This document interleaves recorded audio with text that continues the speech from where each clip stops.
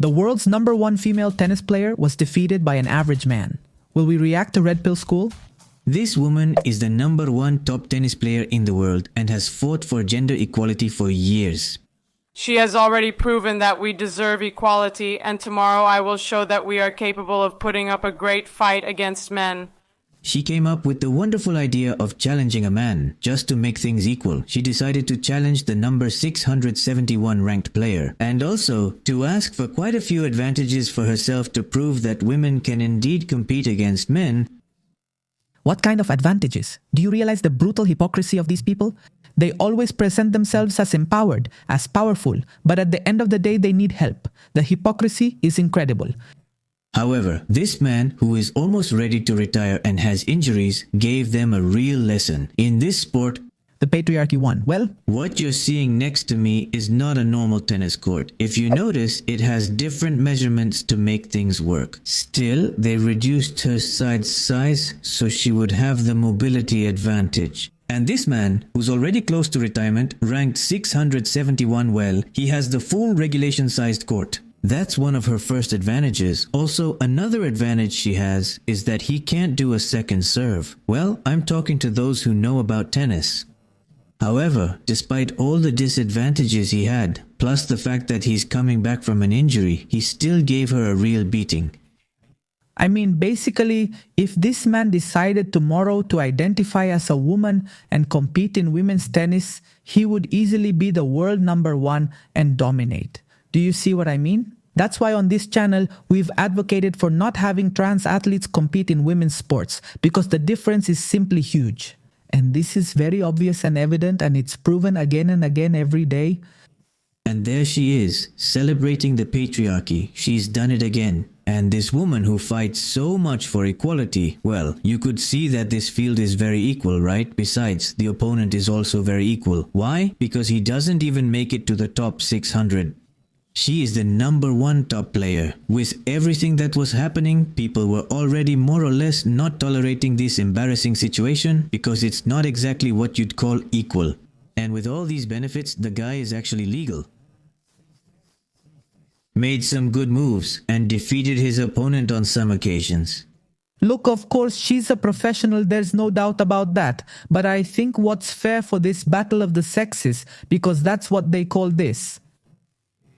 It would have been if the world #1 female had played against the world #1 male on exactly the same court, with the same rules and the same conditions. What do you think would have happened? Well, obviously it would have been a historic humiliation. And you know what's the worst part? You know what's the funniest part? She knows it, even though she demands equal pay, right? She demands that women in tennis earn exactly the same as men, even though they don't generate the same. Well, at the end of the day, she was aware of her rival's superiority, of her opponent's superiority. Otherwise, they wouldn't have made these rules. But it wasn't enough. The funny thing about all this is that she was acting so cocky at the beginning that she started dancing the Macarena, and all as a form of celebration but also humiliation because, well, according to her, she was doing things right. She was going to win this match no matter what because, well, the advantages she had, man, were incredible. She knew how to take advantage of some of them very well, but this guy, with all this, even without playing at 100%, defeated her. I don't understand how people were able to find something negative in this event. I was playing great tennis, it was an entertaining match, and yeah, he won this match, but I showed great tennis. It wasn't like 6-love, 6-love. It was a great fight, it was interesting to watch, it brought more eyes to tennis. Legends were watching this match. Let's see. It's true, that girl, well, all things considered, she didn't end up looking 100% ridiculous, but I repeat, she played against a guy who's ranked around 697 or something, almost number 700 in the world, which, by the way, it's very important to clarify that you might see that number, not top 600, but top 700 in the world. And you might think the guy is really bad, but obviously that's not the case. He's a professional, but so is she.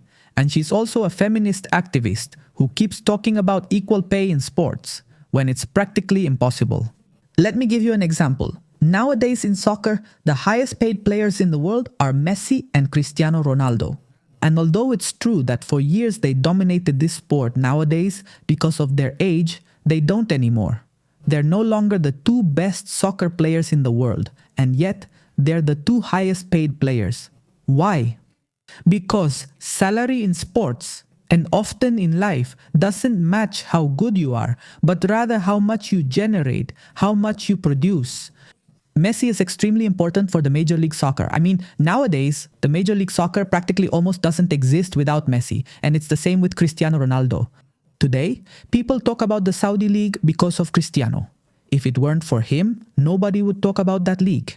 That's the reality. So that's exactly why these guys have such high and elevated salaries. I mean, if all women watched women's tennis massively, all the women in the world, I guarantee you that this woman would by far be the highest paid tennis player above all the men. But that's not true, since they clearly don't watch it. This battle of the sexes, which was so hyped and so announced by the newspapers, ended up being a fiasco because, well, we already know there wasn't much equality. And of course there wasn't, neither in the rules nor in the quality of the athletes. But this happens when you try to prove something that's not real or that could simply be a joke, because when you try to challenge biology itself, you end up losing. We already know from other sources and other experiments, like for example the survival one, where they pitted both sexes against each other. While the women died of dehydration and hunger, the men were having a picnic.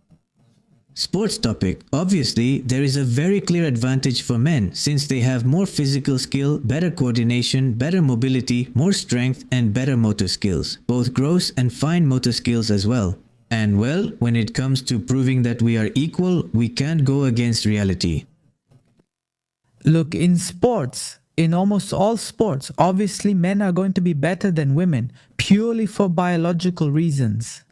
I want to remind you, men and women are not the same. Men are not necessarily better than women. We're just different. We have different abilities, different strengths. Something very similar also ends up happening, and it's clear, and I want to emphasize again, there was no equality at all. Here, you could have had the number one top player against the number one top player under the same court conditions, and even then, this woman wouldn't have been able to beat the number one top man.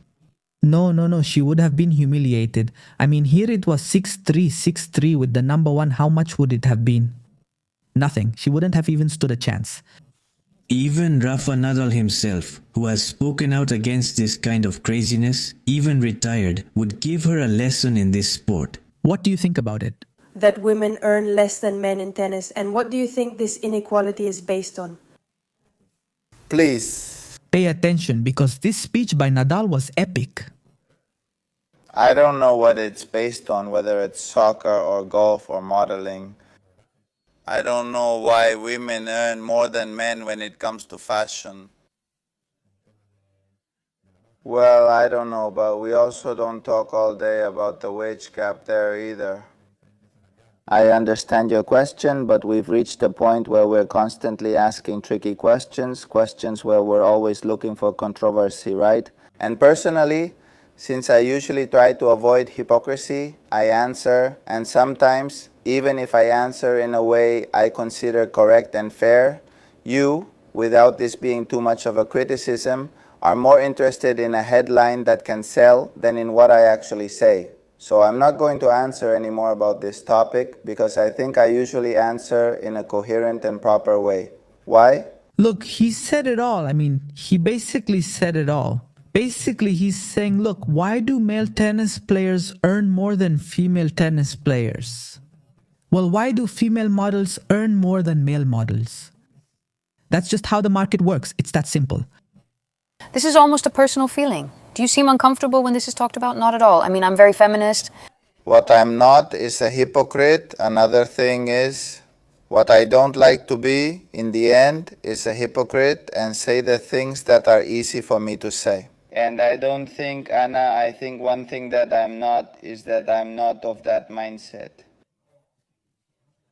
That's why I was asking you about investment, which I think is also a crucial topic. I mean, if there isn't good investment and resources.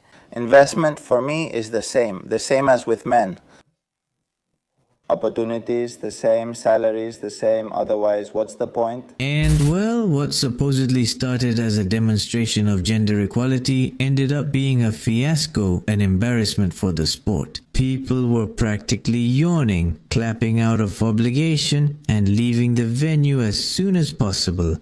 Because, well, in the match, clearly, where she was giving 100%, the man was only playing at about 70%. Maybe a little more, maybe a little less. At half throttle. The guy was at half throttle. That's how the media describe it. Seriously. The least of his abilities. And look, again, I mention it, the guy isn't even in the top 600. He's about to retire. He has injuries. And even so, the patriarchy did it again.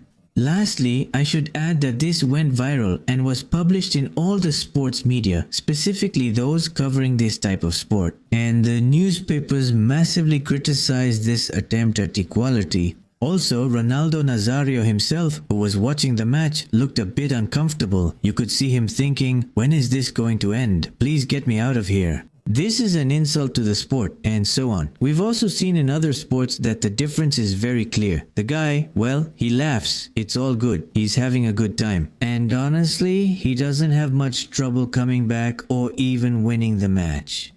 Just look at the headlines. The guy, at half speed, devoured the #1 female tennis player in the world. He devoured her. The guy won the battle of the sexes with a convincing 2-set victory over the woman. Incredible, but true.